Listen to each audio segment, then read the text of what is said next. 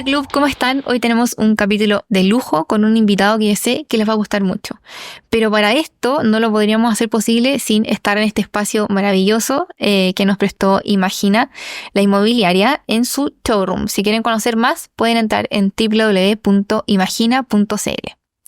Y como les decía, yo aquí para esta presentación voy a tener que leerlo porque es más que un invitado cualquiera.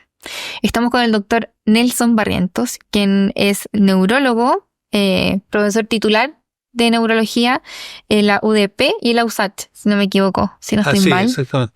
Es especialista en cefalea desde el año 2000 y título de maestro de cefalea dado por la Sociedad Internacional de Cefalea en 2014 en Estados Unidos. El currículum es grande, tal como su historia, así que, doctor, muchas gracias por estar aquí. Por darse el tiempo de conversar sobre este tema que de repente puede ser un poquito no tan llamativo para algunos, pero que la comunidad va a agradecer mucho. Bueno, yo estoy muy agradado de estar nuevamente contigo y bueno, adelante con todo nomás. Hoy queremos hablar específicamente del cerebro o la personalidad migrañosa, que es algo que también ha salido dentro del club, como que al final somos todos bien parecidos en características de cómo enfrentamos el día a día, la actitud, cómo nos enfrentamos a las crisis en el fondo. Entonces mi pregunta va directamente, ¿existe una personalidad migrañosa o un cerebro migrañoso? Claro, mira, eso es extremadamente interesante. Los conceptos en medicina de eso que vamos a hablar estaban descritos, pero nunca se había hecho una sincronización de todos estos elementos y se llegó entonces al concepto de cerebro migrañoso. Uh-huh. ¿Y qué es eso en realidad? Es que resulta que los migrañosos, que el 12% de la población, tienen ese cerebro que, a raíz de que por genética recibe el migrañoso millones de neuronas migrañosas que están en el centro del dolor, solo los migrañosos, y esas activan todo el cerebro. Uh-huh. Y eso hay que entenderlo.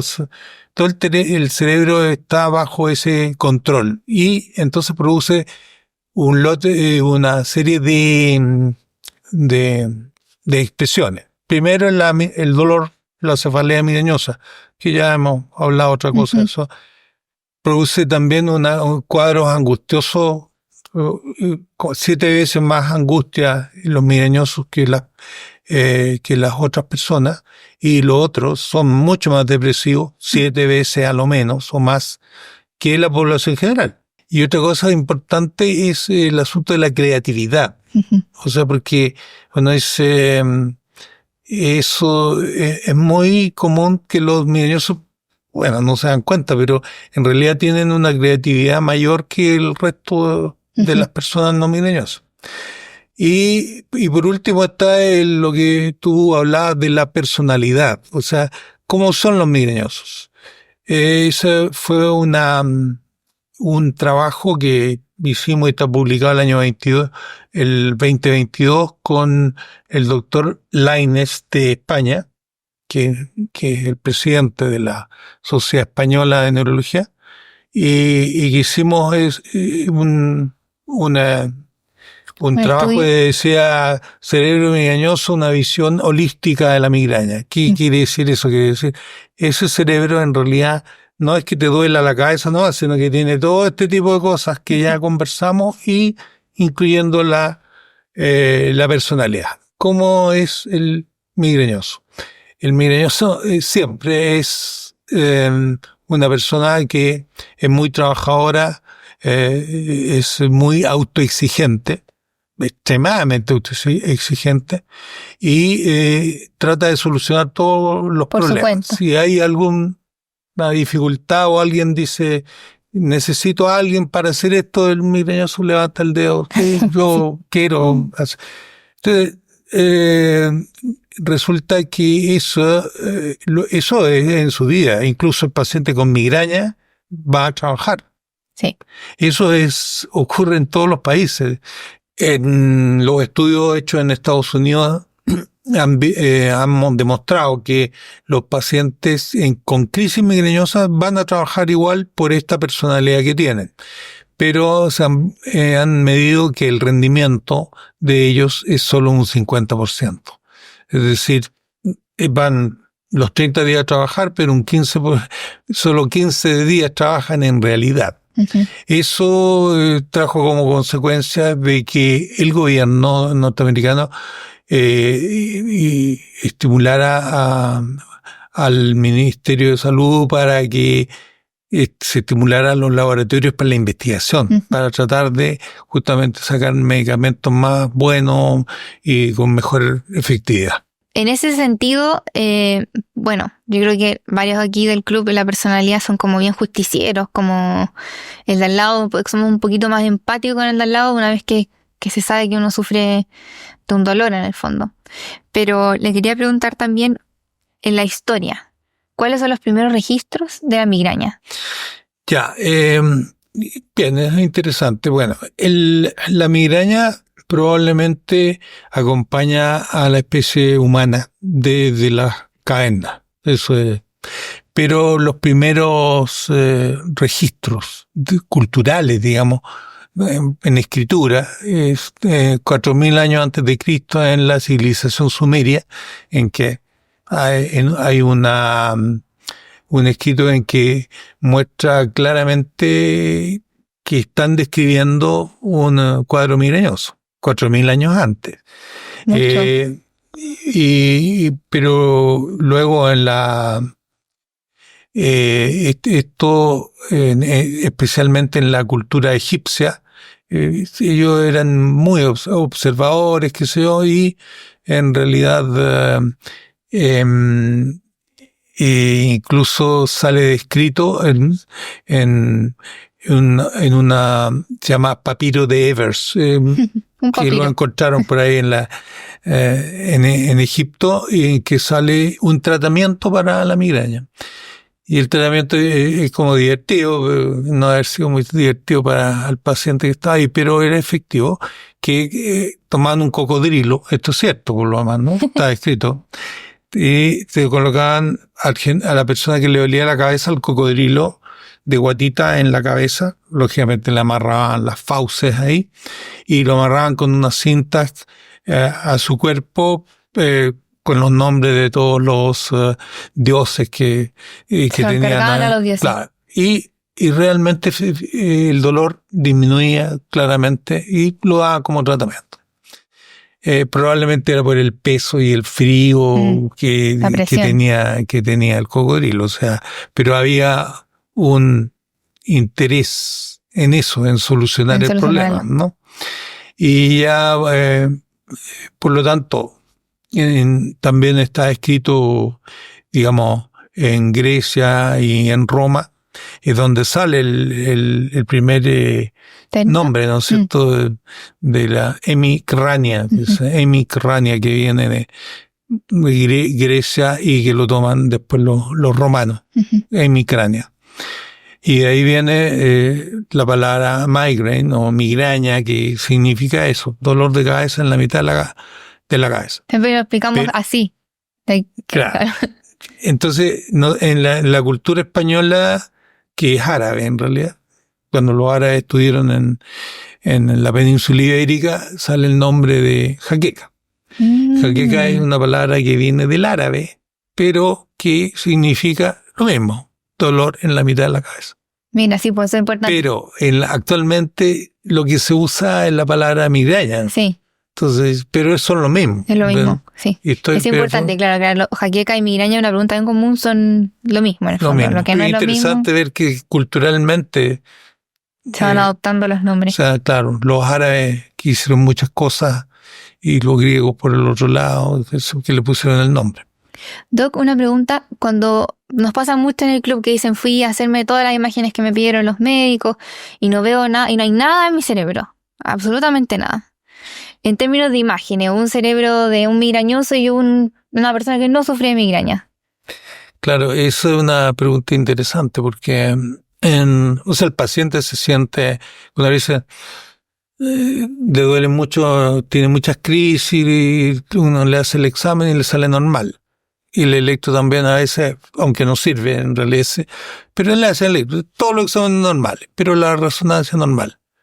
Entonces, todo sale normal, así como no hay nada. Amargado. Por sí, eso. Porque uno busca igual pero en realidad eso es lo correcto, sí. De que no tenga nada, porque si tiene algo, es otra cosa. Va a ser lo que se llama cefalea con bandera roja, que son enfermedades graves, o sea, un tumor, una malformación que se rompió, que sea. Por lo tanto, uno requiere a un migrañoso que esos estudios sean normales. Uh-huh.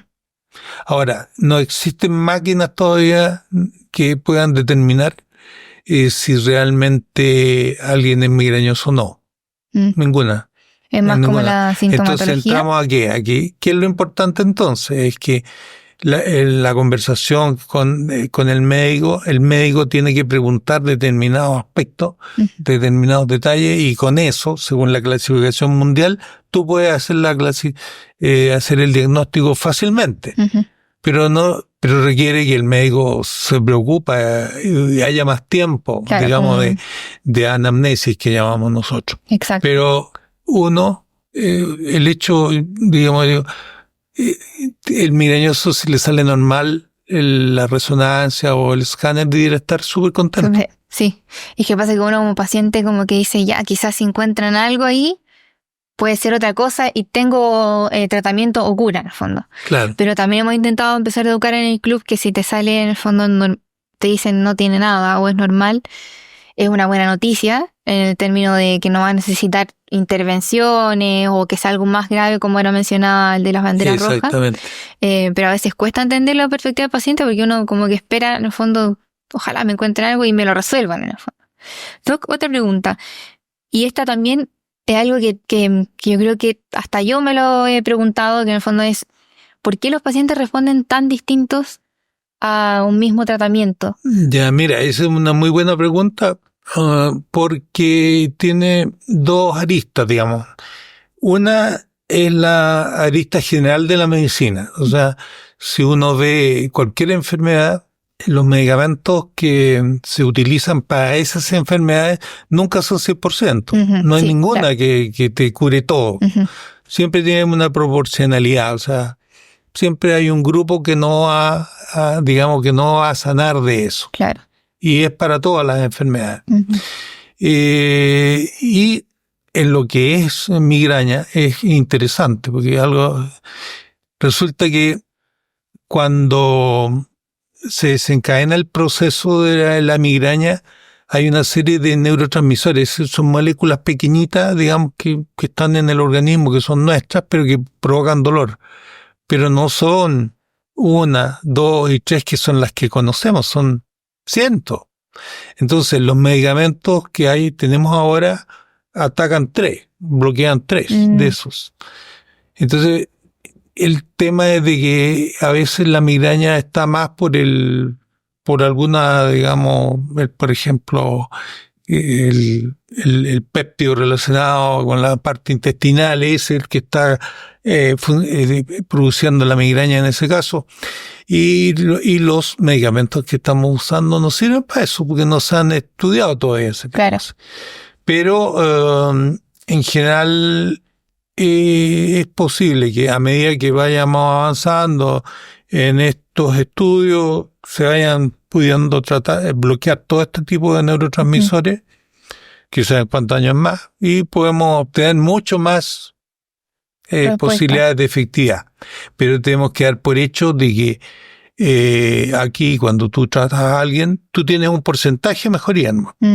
Y para un medicamento para el dolor de cabeza se considera que si tiene un efecto más de un 50% sobre el placebo, sí, o sea, es poco, uno dice, la mitad de los pacientes, ya se puede considerar como para tratar a un paciente.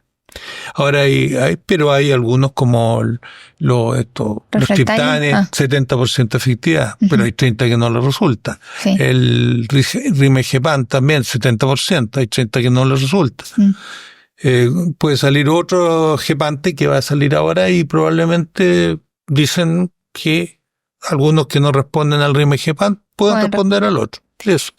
También hemos tenido otra pregunta sobre el Botox, que se han puesto Botox en el fondo, después han tenido una mala reacción en el fondo, como que aparecen con más dolor de cabeza. Bueno, yo he puesto mucho Botox en mi vida, tengo mucha experiencia en eso, pero en realidad en medicina puedo ocurrir cualquier cosa, pero en realidad eso yo no lo he visto. Eso no quiere decir que no ocurra, claro. Pero en realidad eso en general uno podría explicarlo por otras cosas. Digamos, cuando uno coloca Botox a veces, el primer mes, por ejemplo, le duele más la cabeza, pero duele los músculos, duele una serie de cosas que no están estudiados. Pero igual, eso es bajísimo, un porcentaje muy, muy bajo, que no le quita toda la importancia que tiene la Ona-Botulintoxin A en este momento en el tratamiento de la migraña crónica en el mundo. No, es lo que se usa en todo el mundo y los estados gastan mucha plata, sobre todo en Europa, porque el Botox te lo ponen gratis allá, no, el Estado lo paga, pero son estrictos, es decir, lo paga porque funciona. Claro. Eso es el tema. Si no, no lo harían. Y una última pregunta, un consejo que puedes dar a un paciente que está recién empezando el diagnóstico y que tiene también esta duda como de qué es lo que tengo que empezar a sentir. Nosotros recalcamos harto que no es más que, o sea, no es tanto que se te quite la migraña, sino que es más factores o ver resultados en la frecuencia, en la intensidad. Sí, estamos de acuerdo en eso. Mira, yo creo que una de las cosas importantes es que el paciente trate de informarse acerca de eso. Probablemente los médicos debieran enseñar más. Y instituciones como la de usted son importantes porque le van enseñando cosas de la migraña al paciente. Esa es la primera parte del asunto. Ahora, lo que debe saber que, por ejemplo, es importante que cuando usa algún medicamento para las crisis, tener claro que no puede abusar de medicamentos, entendiendo que no puede ser más de 10 tabletas mensuales, porque si no, está descontrolado. Entender que también los analgésicos no son el tratamiento para la migraña, eso es, sino que entender que para la migraña los tratamientos preventivos son la clave de que las cosas anden bien. Si no hay tratamiento preventivo, no, o sea, el paciente no se va a mejorar simplemente. Y como digo, y que no abuse. Eso es muy importante, por lo menos para que les quede absolutamente claro. Tratamientos preventivos de todos los que se conocen. No sé, quizás es importante por mi experiencia, y te lo voy a decir, lo conversamos acá.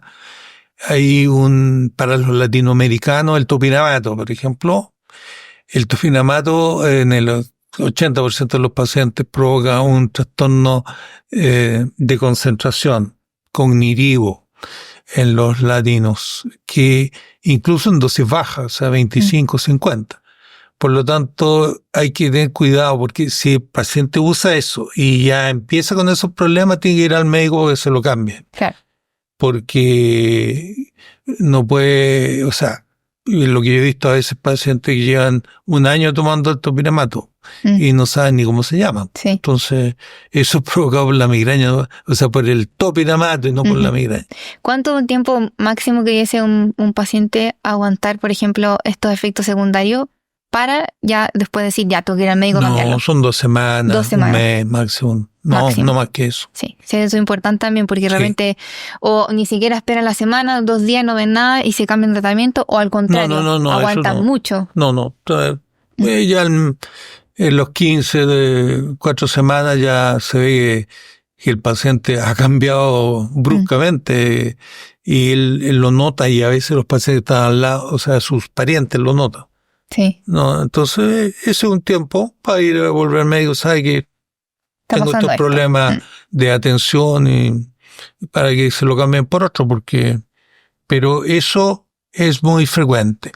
Y volver a decir que a los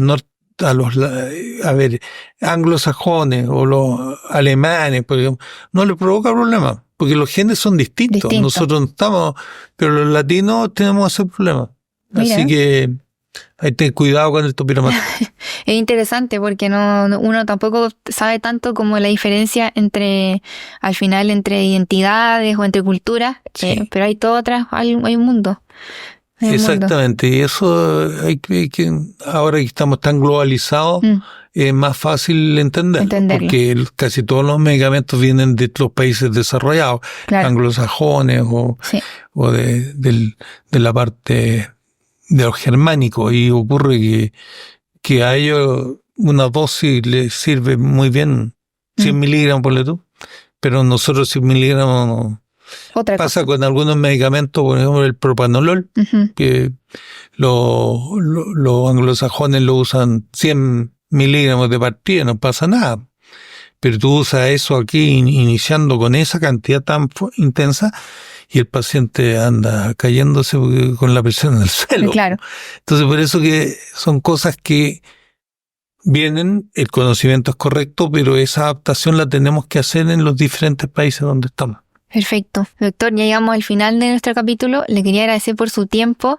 En verdad es un lujo tenerlo aquí. Qué bueno. Yo sé que no solamente los pacientes, también la comunidad médica está muy agradecido de su trabajo, del tiempo que le ha dedicado. Y por supuesto siempre esta plataforma abierta para que podamos conversar. El doctor tiene su Instagram para que puedan seguirlo con muy buena información. Es @cefalea